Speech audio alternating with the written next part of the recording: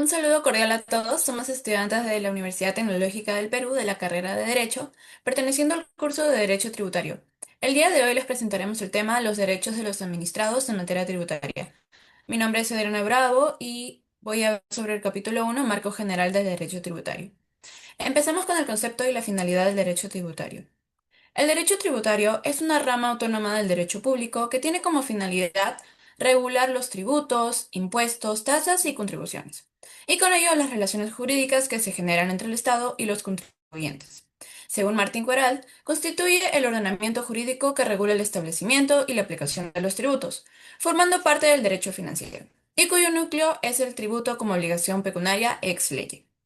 Se le considera parte del derecho financiero, dado que forma parte de la actividad del Estado, orientado a obtener ingresos para cubrir sus gastos. Sin embargo, ha alcanzado un desarrollo propio, con principios, instituciones y normas específicas que lo diferencian. La finalidad del derecho tributario es tanto recaudatoria como extrafiscal. Por un lado, garantiza los recursos necesarios para que el Estado financie servicios esenciales como seguridad, salud, educación e infraestructura, y por otro, orienta conductas y políticas económicas y sociales mediante mecanismos como impuestos ambientales, tributos progresivos o exoneraciones fiscales. Así, cumple una función clave al asegurar ingresos, promover una distribución justa de los recursos y dirigir la actividad económica en beneficio del interés. Luego tenemos el punto 2, resolución jurídica tributaria, administración tributaria y administrados. En esta relación jurídica surge como un vínculo entre el Estado y los ciudadanos, originado a partir de la creación de un tributo y del hecho imponible que la ley establece. Esta relación tiene como contenido fundamental la obligación tributaria, el deber del contribuyente de pagar un monto al Estado y el derecho de éste de exigir dicho pago. En esta relación intervienen dos sujetos: el sujeto activo, que viene a ser el Estado, quien actúa a través de la administración tributaria, la cual puede estar representada por la SUNAT o por gobiernos regionales y locales. Esta tiene el poder de recaudar, de fiscalizar, de determinar las deudas, imponer sanciones y resolver controversias. Por otro lado, tenemos el sujeto pasivo, que es el contribuyente, que se trata más que todo de la persona natural o jurídica a la que la ley señala como responsable del pago del tributo. A este se suman figuras como los responsables solidarios, los sustitutos y los agentes de retención. Este vínculo no es de carácter voluntario, sino coactivo. El contribuyente no elige si desea pagar el tributo, sino que se encuentra obligado a hacerlo por mandato de la ley. A su vez, el Estado tiene el deber de actuar dentro de los límites legales, garantizando el debido procedimiento, la razonabilidad de sus actuaciones y el respeto a los derechos de los administrados. Por último, tenemos el punto 3, que es principios que rigen la actuación de la administración tributaria. La actuación de la administración tributaria está sujeta a principios que garantizan la equidad, la legalidad y el respeto de los derechos de los contribuyentes. Entre ellos destacan principio de legalidad y reserva de ley, que según el artículo 74 de la Constitución del Perú, ningún tributo puede crearse o modificarse sin ley. Luego tenemos el principio de igualdad, que se exige que todos los ciudadanos en iguales condiciones soporten cargas equivalentes. Para García Vizcaíno, este principio es fundamental para la justicia tributaria. Luego tenemos el principio de capacidad contributiva.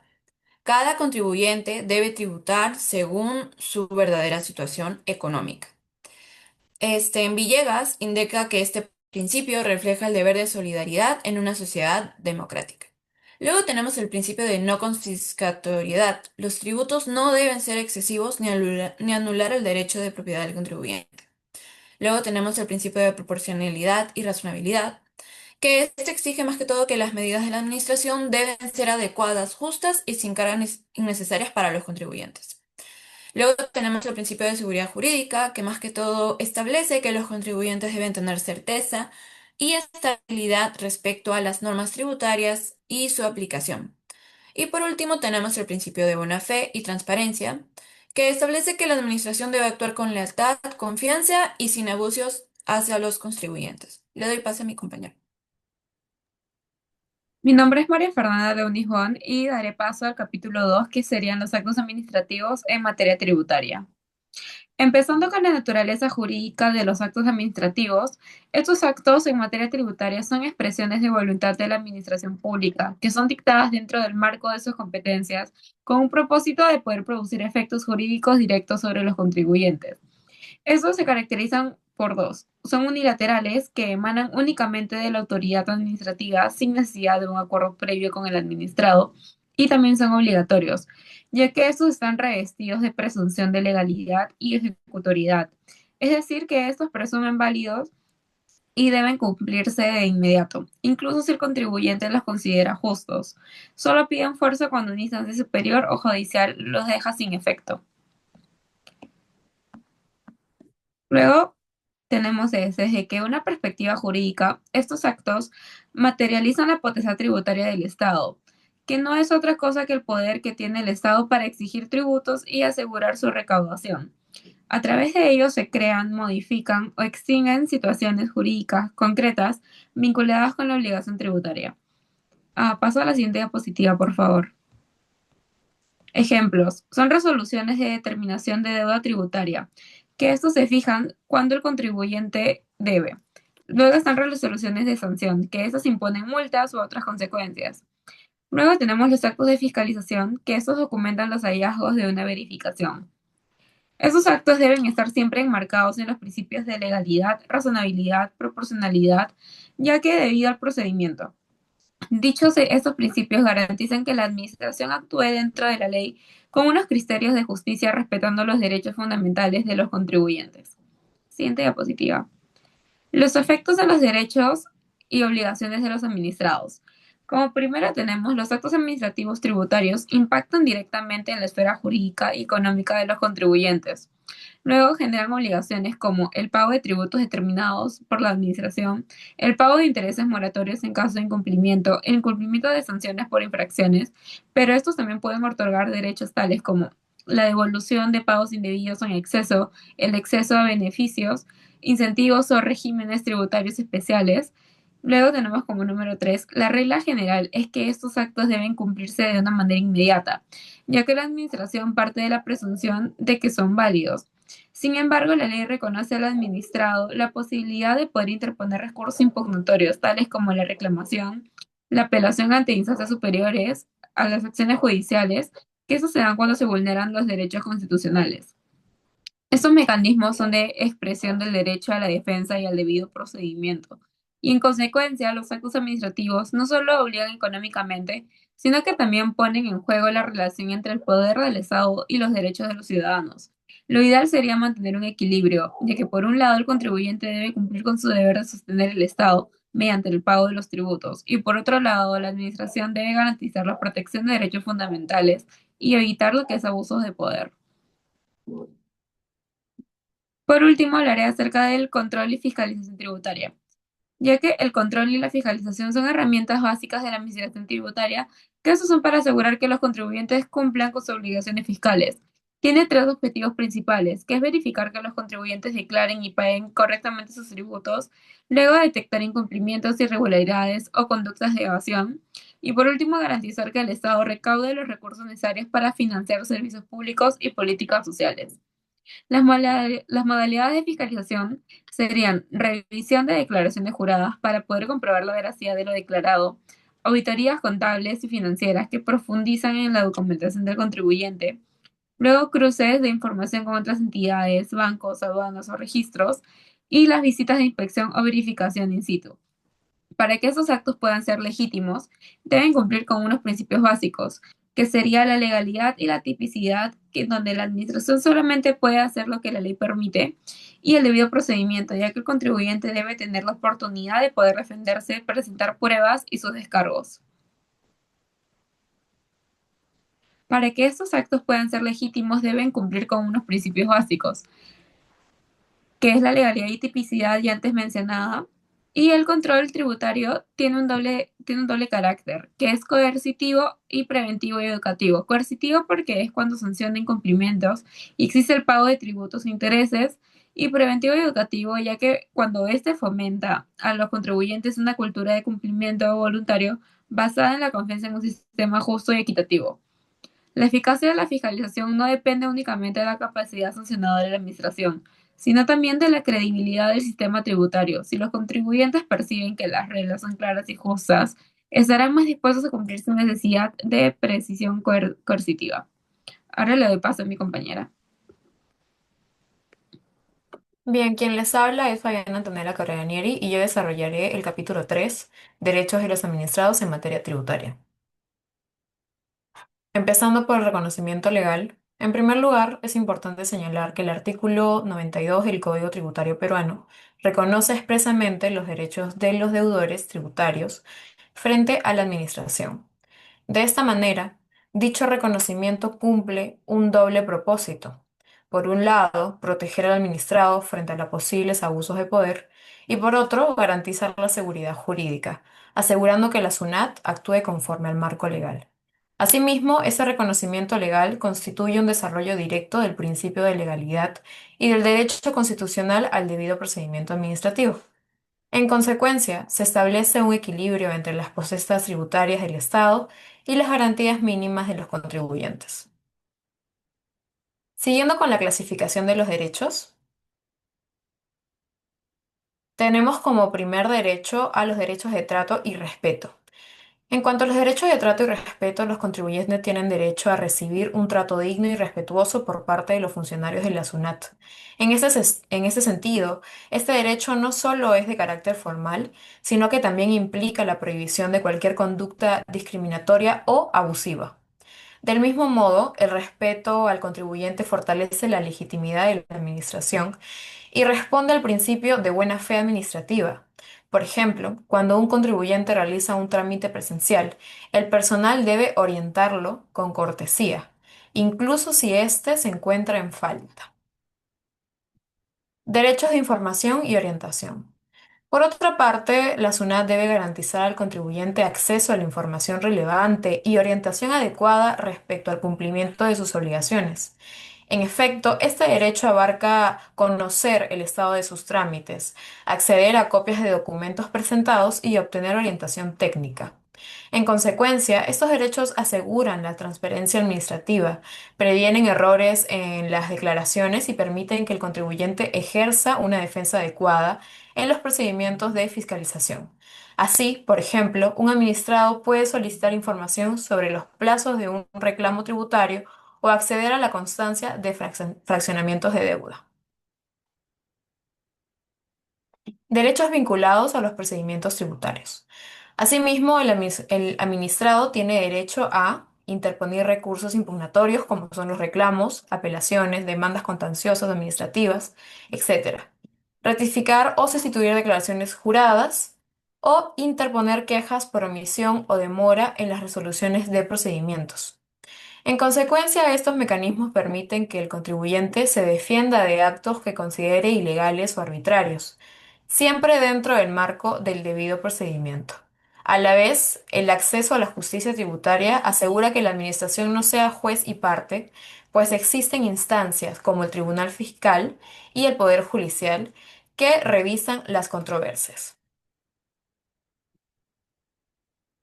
Derechos sobre la confidencialidad y protección de datos.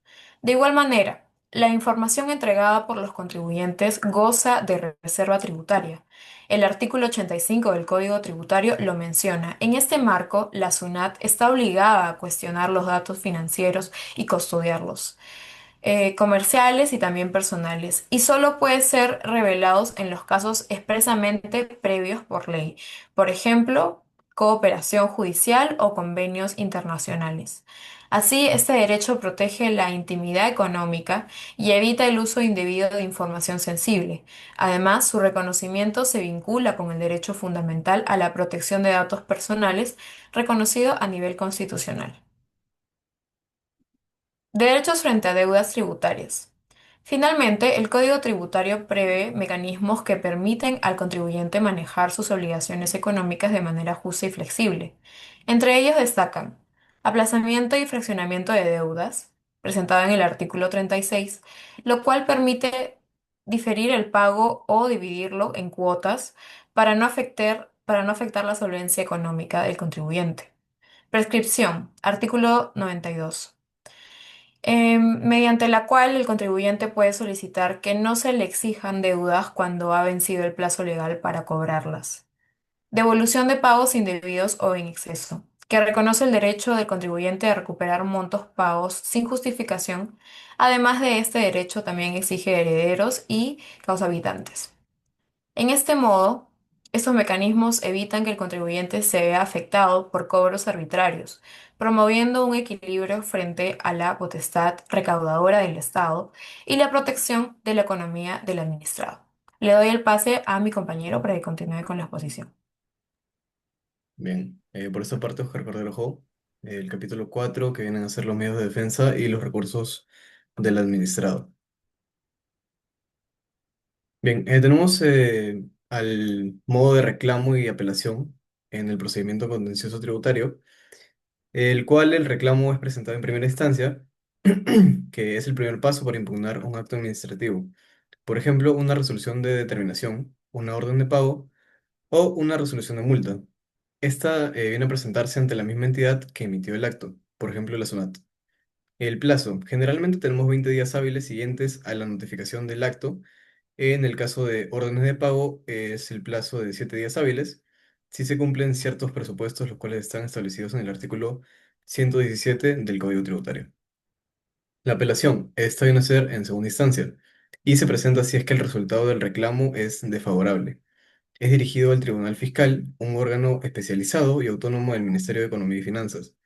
El plazo para presentar la apelación vienen a ser 15 días hábiles siguientes a la notificación de la resolución que resuelve el reclamo. Bien, la parte de la demanda contenciosa administrativa tenemos que se desarrolla en la vía judicial.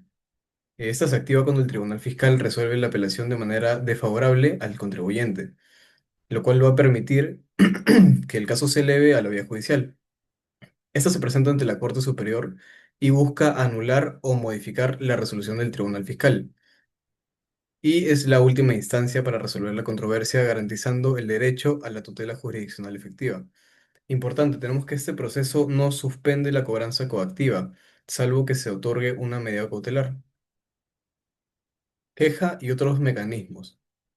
Bien, tenemos a la queja por o demora, la cual es un recurso que busca denunciar la inacción o demora injustificada de la administración tributaria en resolver un trámite o un reclamo. No va a cuestionar el fondo del asunto, sino la falta de la actuación. Se presenta ante el superior jerárquico o, en su caso, directamente ante el tribunal fiscal. Y por otra parte, hay la ampliación de lo resuelto por el tribunal fiscal, lo cual permite pedir aclaraciones o correcciones sobre la resolución del tribunal fiscal si hay ambigüedades, errores materiales o no se ha respondido a todos los puntos planteados en la apelación. No sirve para reabrir la discusión de fondo. Les paso con mi compañero.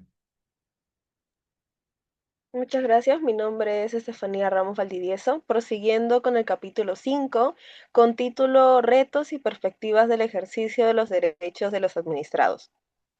En el marco de nuestra investigación sobre los derechos de los administrados en materia tributaria, me corresponde hablarles sobre los retos y perspectivas que enfrentamos en la actualidad para garantizar que estos derechos no solo existan en el papel, sino que sean una realidad. Problemáticas comunes.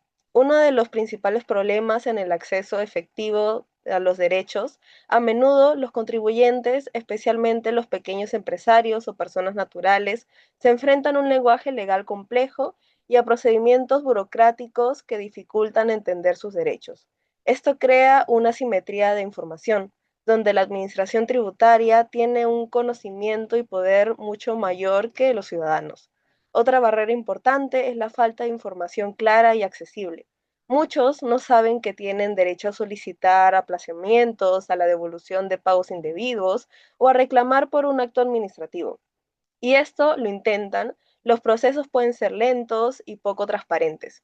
Esta desinformación y falta de claridad son desafíos que debilitan la confianza en el sistema tributario. Además, enfrentamos un reto en la cultura organizacional de la entidad recaudadora, la SUNAT. Aunque su rol es fiscalizar, también debe ser un ente de servicio y protección para el administrado. A veces la percepción es que su prioridad es la recaudación, lo cual puede generar conflictos con la protección de los derechos de los contribuyentes. En el rol de la SUNAT, esto nos lleva a nuestro segundo punto, que esto es un rol crucial en la protección de los administrados. La SUNAT no es solo una entidad recaudadora, sino que por su posición tiene la responsabilidad de ser un facilitador de los derechos tributarios. ¿Cómo puede cumplir este rol? Principalmente mejorando la comunicación. La SUNAT debería utilizar un lenguaje sencillo y canales digitales intuitivos para informar sobre los derechos y obligaciones. Además, debe fortalecer sus áreas de atención al contribuyente, no solo para recibir documentos, sino para orientar y asesorar de manera proactiva, siguiendo con propuestas de mejora y buena práctica. Para superar estos desafíos, debemos mirar hacia propuestas de mejora y buenas prácticas internacionales. En muchos países se han implementado medidas exitosas que podríamos adoptar. Un ejemplo sería la simplificación de trámites. Hay que reducir la burocracia y digitalizar al máximo los procesos. En el ámbito internacional, países como Canadá y Australia han implementado sistemas tributarios que son mucho más amigables y fáciles de usar para los contribuyentes. También es vital la capacitación constante del personal de la SUNAT, no solo en temas técnicos, sino en habilidades de comunicación y servicio al cliente. Esto cambiaría la percepción y la experiencia de este. Finalmente, es fundamental la creación de mecanismos de protección más robustos, como la figura del defensor del contribuyente, una entidad autónoma que sirva como mediador y protector de los derechos de los ciudadanos frente a posibles abusos de la administración. Para finalizar con el tema, comenzaremos con las conclusiones.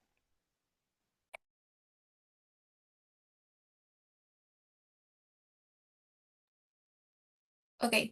En este caso, mi conclusión es que el derecho tributario garantiza los recursos necesarios para que el Estado cumpla sus funciones y al mismo tiempo actúe como instrumento de política social y económica.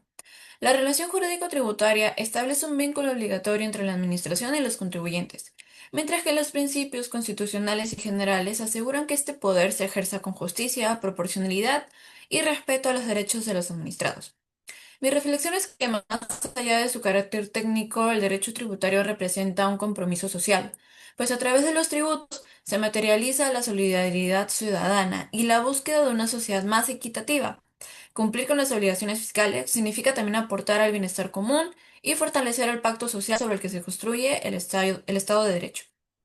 Le doy paso a mi compañero. Continuando con mi conclusión, los actos administrativos en materia tributaria son decisiones unilaterales con presunción de legalidad que generan derechos y obligaciones en los contribuyentes.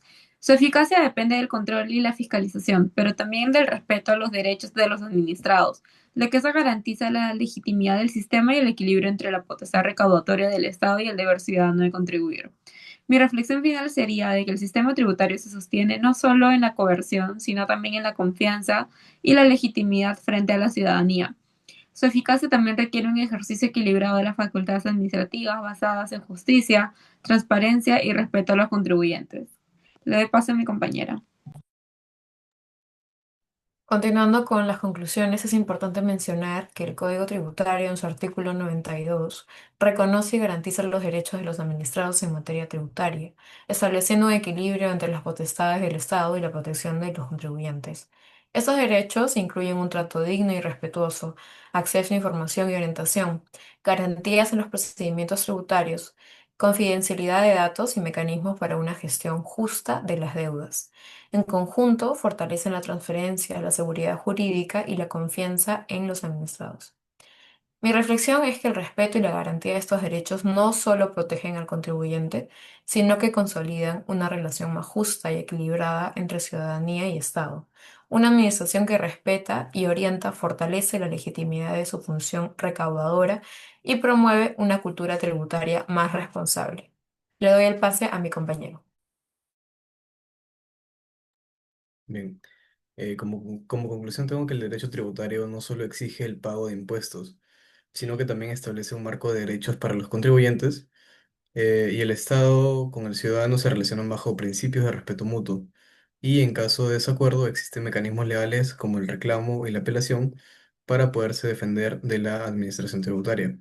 Como reflexión, presento que la verdadera justicia tributaria se logra cuando los ciudadanos no solo cumplen sus obligaciones, sino que también pueden ejercer sus derechos de manera efectiva.